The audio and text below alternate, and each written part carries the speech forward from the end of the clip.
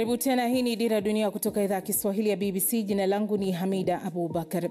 Kuanzia wiki ijayo, mtu yeyote mwenye umri chini ya miaka 16 nchini Australia atazuiwa kutumia mitandao ya kijamii kama vile Facebook, Instagram, TikTok na YouTube. Serikali ya Australia inasema hatua hiyo inalenga kupunguza shinikizo na hatari zinazowakumba watoto mtandaoni. Hata hivyo, vijana wawili wameamua kupinga hatua hiyo kisheria, wakisema kuwa marufuku hiyo inakiuka haki zao. Kampuni za teknolojia pia zimeshtumu uamuzi huo na zinamuomba Rais Donald Trump kuingilia kati. Taarifa ya Katie Watson inawasilishwa na Elizabeth Kazibure. Kila asubuhi inamaanisha mwisho wa muda wa kutokutumia teknolojia kwa vijana wa familia ya Barnes. Simu zao zinaachiliwa kutoka kwenye kisanduku kilichofungwa na interneti inawashwa tena. Hizi ni sheria kali zilizowekwa na wazazi wao. Lakini sasa, kutokana na marufuku mpya ya serikali kuwa karibu kuidhinishwa, uhuru wao wa kidijitali unakaribia kupunguzwa zaidi. Na Will, mwenye umri wa miaka 14, anaonekana kutofurahia hatua hiyo. Hawafahamu ni kiasi gani maisha yetu yapo katika mitandao ya kijamii. Nadhani lazima watambue kwamba nyakati walizokulia wao ni tofauti kabisa na hizi tunazokulia sisi. Sheria itakayoidhinishwa wiki ijayo inahusu baadhi ya mitandao ya kijamii ambayo ni maarufu zaidi. Kampuni zitahitajika kuchukua hatua stahiki kuhakikisha kuwa vijana wenye umri chini ya miaka 16 hawana akaunti au kufungua akaunti mpya. Ikiwa watashindwa kufanya hivyo, basi wanaweza kulipishwa faini ya hadi dola milioni 33. Akizungumza na BBC, waziri wa mawasiliano nchini Australia amesema kuwa makampuni yameshindwa kutimiza wajibu wao wa kuwalinda watoto. Wamekuwa na miaka 15 na 20 katika sekta hii kufanya hivyo kwa hiari yao, na madhara yanayoibuka kupitia utafiti wa kujitegemea yanaonyesha kuwa kufanya hivyo bado haitoshi. Sasa unatishwa na makampuni ya teknolojia? Hapana, nimeelewa wajibu wa kimaadili wa kile tunachofanya. Tunasimama imara upande wa wazazi, sio kwenye mitandao. Watu hao wanaotaka kutuzuia wana nia mbaya zilizojificha. Wakati mwaka wa shule unavyokaribia kuisha, ni watoto wachache tu wanaosherekea. Likizo zao ndefu za majira ya joto zinaonekana tofauti kidogo mwaka huu. Linapokuja swala la unyanyasaji wa mtandaoni na mambo mengine, hii haitatatua aina hizo za matatizo. Watoto bado wataendelea kunyanyaswa mtandaoni. Nadhani itakuwa na matokeo mazuri. Itanifanya niondoe kidogo macho yangu kwenye skrini, jambo ambalo kwa kweli ni zuri sana. Hata hivyo, wazazi wao wanaangalia zaidi matokeo ya sheria hii na kutafuta ushauri kuhusu jinsi ya kuwasaidia vijana wao katika mabadiliko haya. Utekelezaji wake sio mzuri. Tunahitaji kuwa na kitu chenye nguvu zaidi na kinachoweza kushinikiza na kuleta matokeo kwa kampuni za mitandao ya kijamii, na labda wazazi na watoto pia.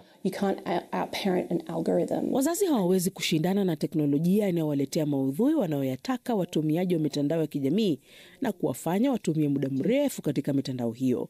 Lakini hatua hii inaongezea wazazi silaha nyingine katika ghala yao ya mbinu za kuwalea watoto wao, ili wasaidie kulinda maisha yao, furaha yao na ustawi wa akili za watoto wao. Unadhani tunaleta mabadiliko yoyote katika kuboresha usalama kwa ujumla? Lakini kwa sasa bado kuna maswali mengi kuliko majibu. Vijana na familia zao bado hawana uhakika jinsi maisha yao ya mtandaoni yatakavyokuwa pale ifikapo Disemba 10.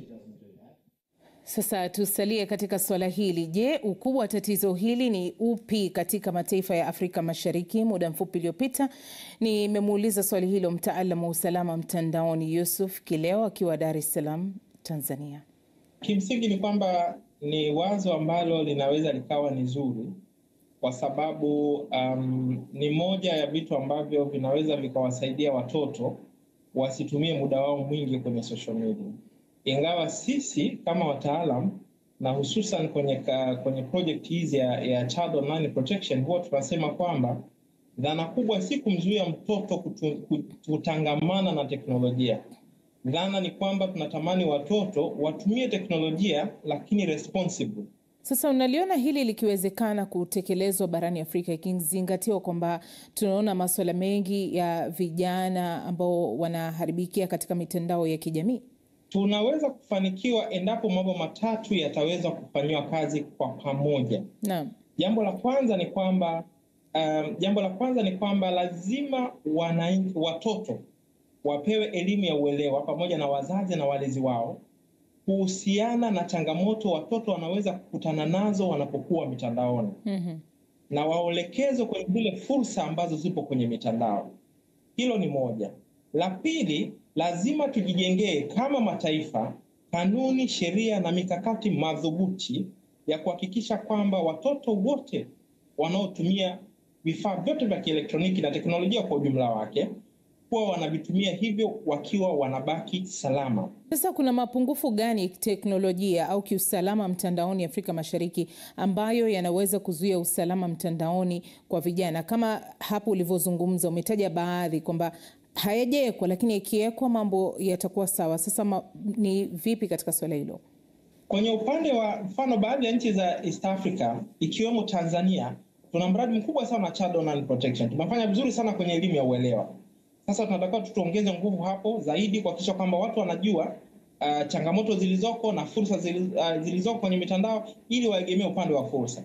Wasipoteze muda mrefu kuangalia vitu ambavyo vitawaharibu kisaikolojia, vinaweza vikawafanya wakawa na trauma, kukutana na maudhui ambayo yanaogopesha, anaweza akawaletea trauma, yanaweza akawafanya akawa introvert, yani wakatumia zaidi teknolojia kwa muda mrefu pasi na kikomo, hatimaye anashindwa kutangamana na watoto wengine, ama anapokuwa mkubwa anashindwa kutangamana na wengine.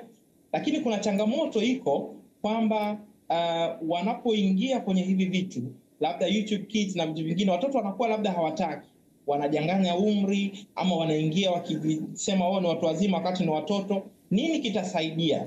Ndio pale tunarudi sasa kwa wazazi na walezi, waweka watoto wao vizuri ili awareness sasa iweze kufanya kazi vizuri. Na sasa serikali zinawezaje kulinda watoto mtandaoni na wakati huo kuwahimiza kujifunza na kutumia mitandao kwa njia iliyo salama? Vitu tunavyotakiwa kufanya ni kuna kitu tunawaambia kwamba lazima tuwaelimishe mambo ya Stop Think Connect, lakini lazima tueleze wananchi wote kwamba hii iwe ni jukumu la kila mmoja wetu, isiachiwe serikali peke yake.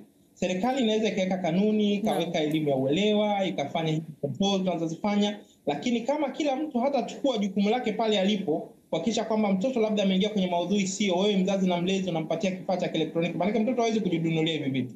Unapomnunulia, je, unamnunulia kile kinachoendana na watoto? Maana kuna vifaa vya elektroniki vya watoto na kuna vifaa vya watu wazima, simu ya mtu mzima. Sasa unamnunulia vile vya watoto. Kama hujamnunulia, umempa, unashare naye kifaa cha elektroniki.